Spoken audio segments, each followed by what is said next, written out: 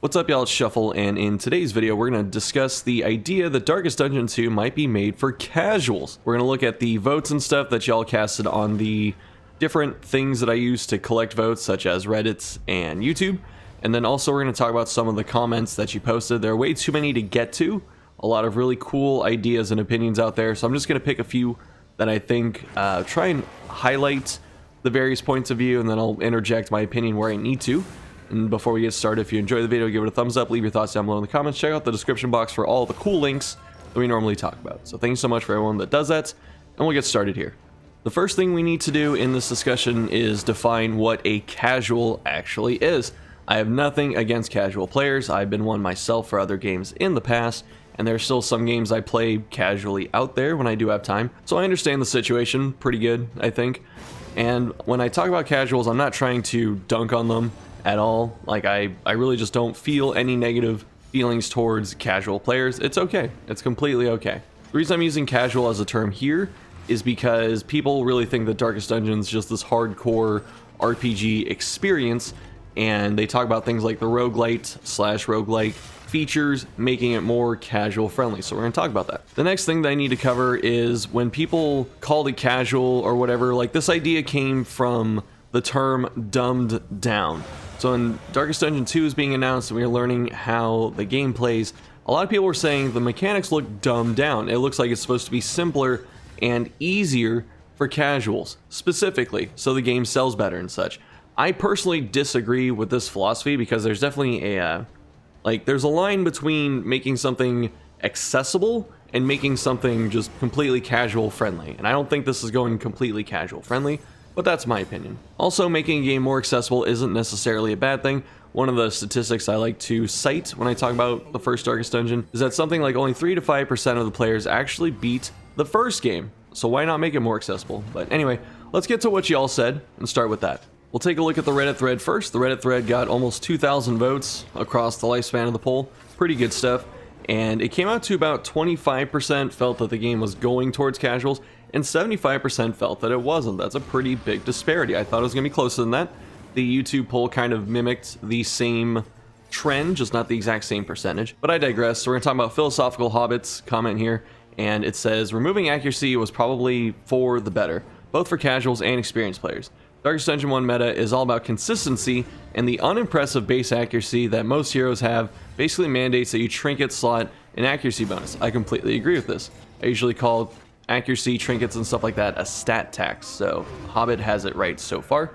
That ends up being very restrictive for gameplay since there aren't many options for getting accuracy. Everyone has Focus Ring and Signet Ring. Sometimes you can replace your trinket with Battle Ballad or Command, or maybe even Corvid/Prismatic Eye if you're blessed, but by and large, accuracy mostly function as a trinket tax. Correct. This still exists to some extent in Darkest Dungeon 2 with dot chance trinkets, but by and large, you're given a lot more freedom to explore alternate trinket options. So I love the first part of this post so far, especially just because the trinkets in DD1 were just, stat bumps and stuff like that.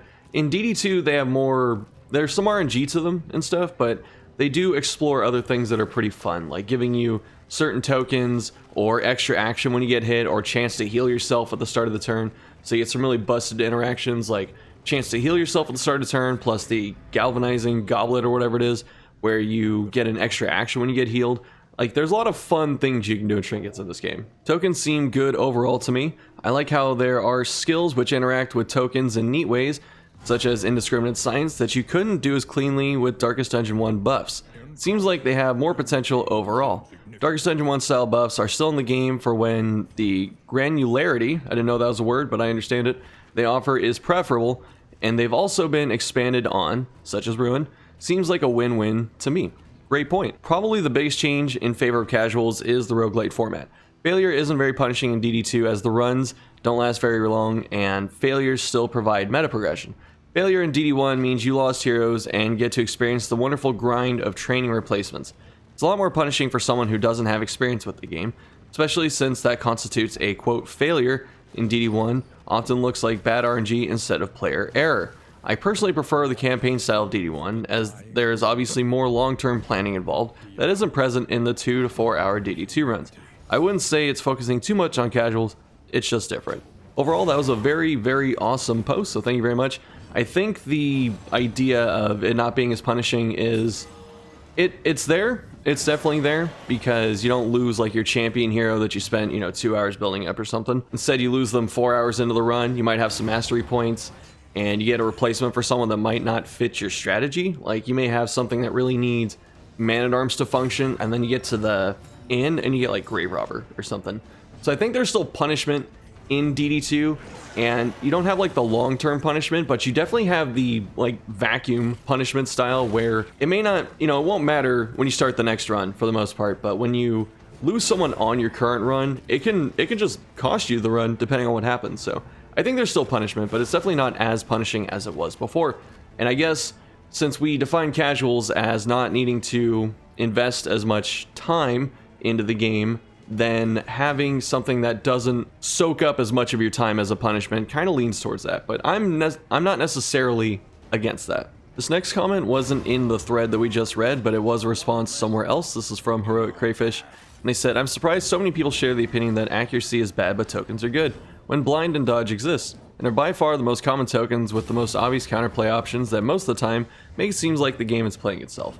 I'm a little confused by this statement personally, just because the issue with accuracy in the first game is that it doesn't feel good missing like a 5% chance or a 2% chance. Like I've had multiple times on stream where I miss something that's 1% chance to miss.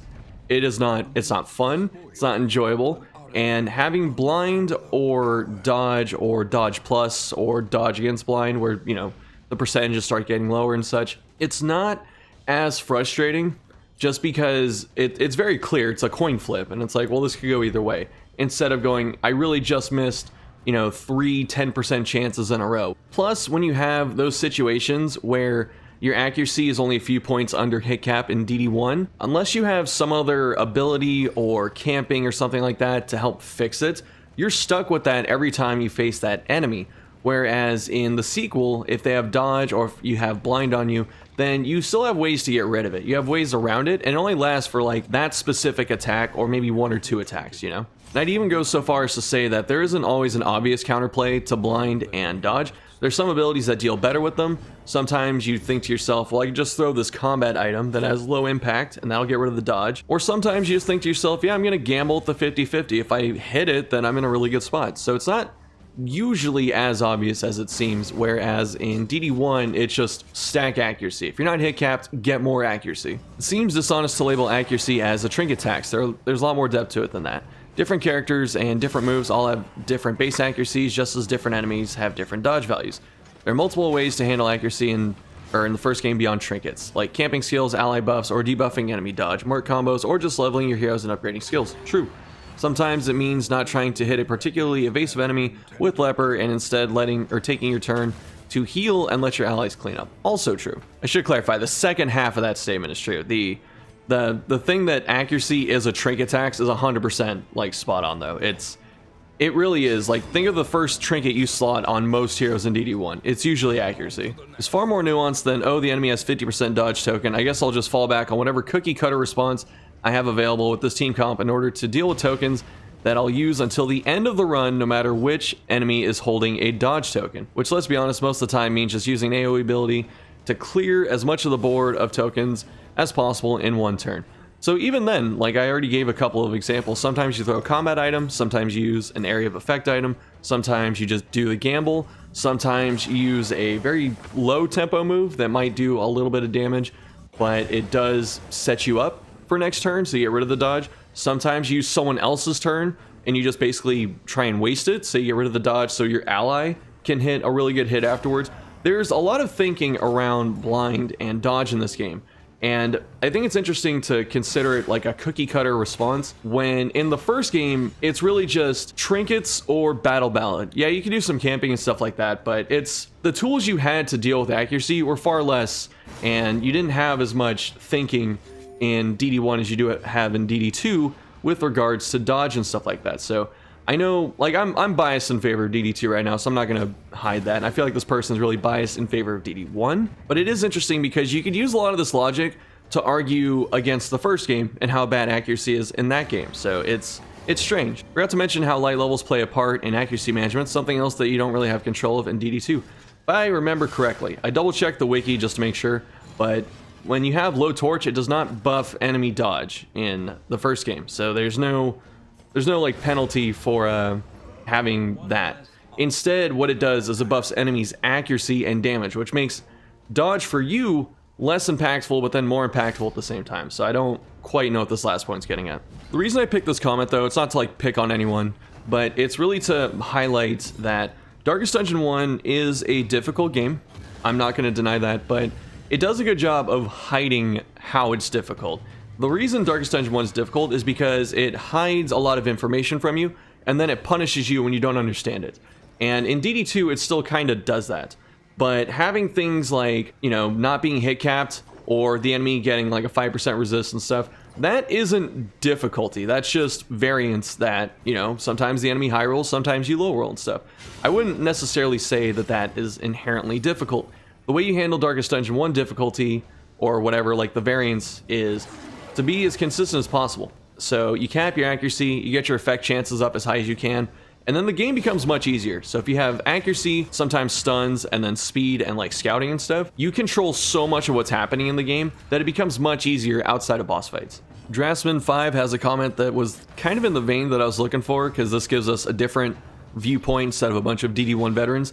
And they say, bear in mind, I am more of a casual player with several hundred hours in the first game and no final boss kill. So that is pretty definitively casual, I would say. The game's been out for almost 6 years at this point, so you can just play it off and on, you know, and rack up some time, but then never beat it. So this is actually a pretty good post to look at. Likewise, I clocked in a couple hours in the sequel, beating the final boss 3 times before it got buffed. My opinion, DD2 is not focusing more on casuals. The gameplay loop is a very different experience with a slightly higher skill floor in my opinion. The first game felt more forgiving as you had a lot of freedom with party selection, especially their quirks. Stuns and damaging moves were were enough to almost always guarantee safety if provisioned properly.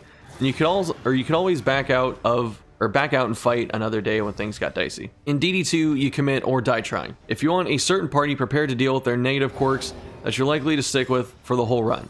Stunning is such a rarity that you're best off sniping stress dealers before they cause meltdowns and ruin your relationships for the whole run. You can't run away from battles, period.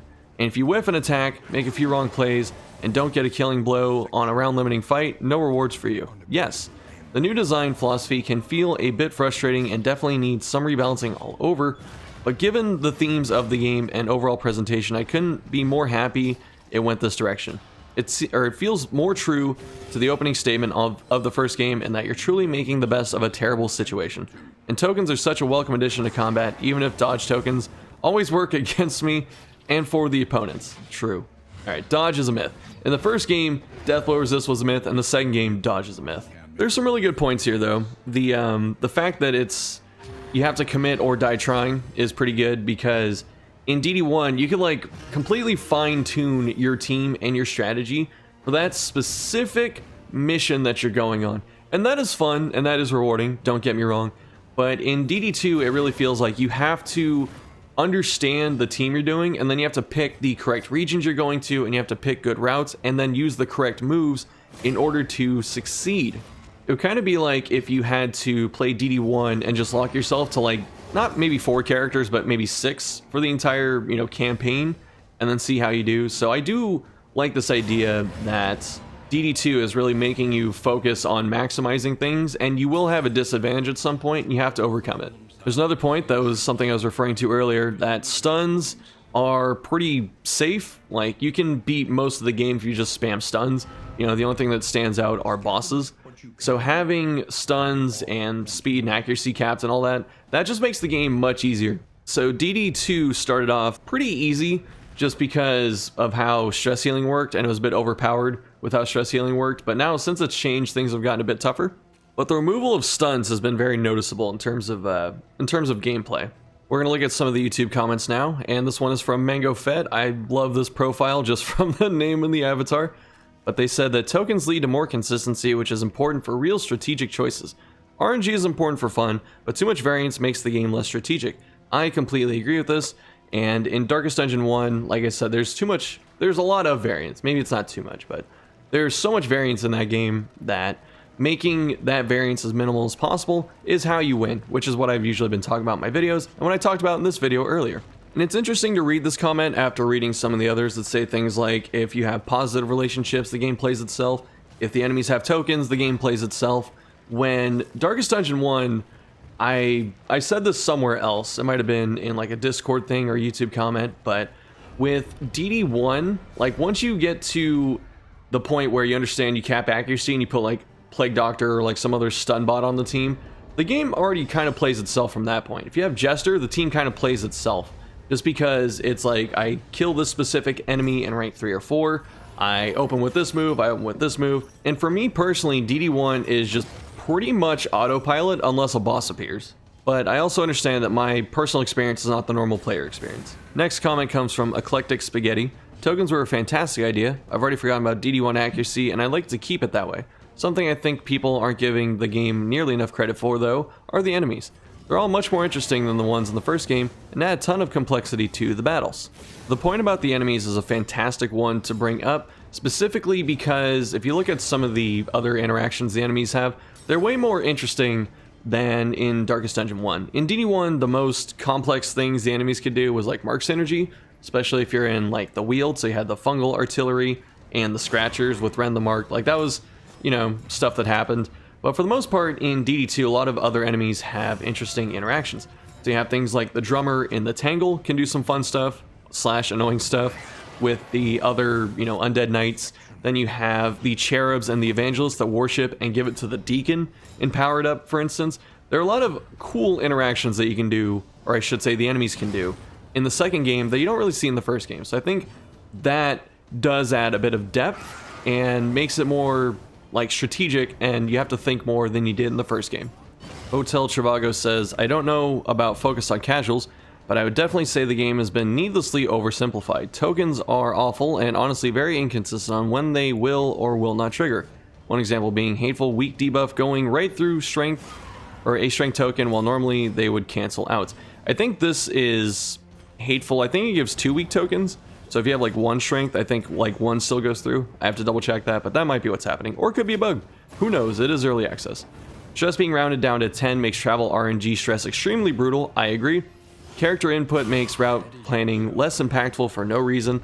And while I actually like this, not being able to have more than one of the same character per team limits diversity.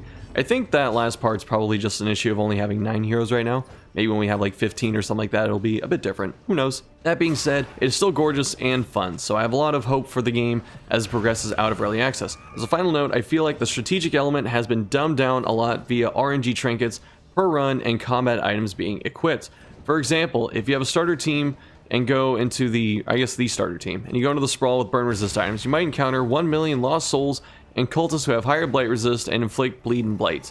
That's not to mention my disappointment with most trinkets. Man-Arms is fine, but Plague Doctor getting burn resist. What? I think that's more of a lore thing. I should say I think that's part of Plague Doctor's lore. It's like the storage room key or whatever. I think there are 2 parts of the statement that are linked together, or like if you can see it. The part that says tokens are awful, and then also saying that the strategic element has been dumbed down. I think the thing here is that tokens do add a lot of strategic elements in terms of like how you play and interact with them, and like when you know, do combos and stuff, like not just combo tokens, but having like vulnerable on the enemy and then strength on you, or having vulnerable on the enemy and then having like a crit token, and then what you use those crit tokens on, like do you use it on a healing item, do you use it on an attack, right? There's a lot of thinking going on there. So I can see why if you don't like tokens, you may think that the game is dumbed down in a different way, but I just simply disagree. And then this other part that says that you may go into the Sprawl with a bunch of burn resist items, and then you don't deal with any enemies that burn. This happened in the first game, actually. Like, if you had a team that was really good at killing Eldritch enemies, for instance, like you go to the Cove, and you have like an Eldritch Slayer ring, or the Ethereal Crucifix, which is bonus Eldritch damage, a Cultist for bonus Eldritch damage, that kind of stuff. And then you run into Bandits and Cultists, which don't have Eldritch subtypes. They're humans, you know. The game has always been kind of like that, where you can plan as much as you can for like a certain thing to happen, and then it may just not happen, or it won't happen as frequently as you were hoping. And this isn't to pick on anyone, but the term dumbed down appears like 16 times when I did a comment search on my side of YouTube. And the reason I'm kind of bringing that up is because someone said like, I'm promoting toxicity by using that phrase and stuff just for this discussion. And I didn't choose those words, you know, that's what the people who respond to my videos chose. And that's just the specific phrase dumbed down. That's not even like dumbed down or, you know, like out the ED, or that's not saying other ways or using other ways to say it, such as making it super easy or simplified. Like this has been an idea for a while, so that's why I picked it. So those were some of the comments that I got. I got quite a few overall. I think I got around 200 or 300 comments between both things, both polls, and the equivalent of like almost 7,000, 8,000 votes, which is pretty good. So thanks everyone for participating. There weren't as many negative comments as I thought there were going to be, at least not fleshed out and decent ones that were worth responding to. So I guess that really kind of shows that the people that think it's like super casual and whatever, it's more of a vocal minority type of thing, which, you know, this poll isn't exactly scientific, but it is interesting. Also of note, I'm not trying to pick on anyone when I do this thing. You know, I don't want anyone going into the comments and harassing the people that I showed on screen, so please don't do that. And otherwise, that's it for this one. So thanks for watching. Hope you enjoyed it. Leave your thoughts down below, all that stuff. And as far as other videos coming up, people have been saying they want the Dreaming General Guide, so maybe I'll work on that. But otherwise, we're going to be doing some other stuff too, like Ruined King. I might do some videos on Ruined King for like guides and stuff. We'll see. I'm enjoying the game so far. Anyway, that's it for this one. So thanks so much for watching, and I'll see you next time.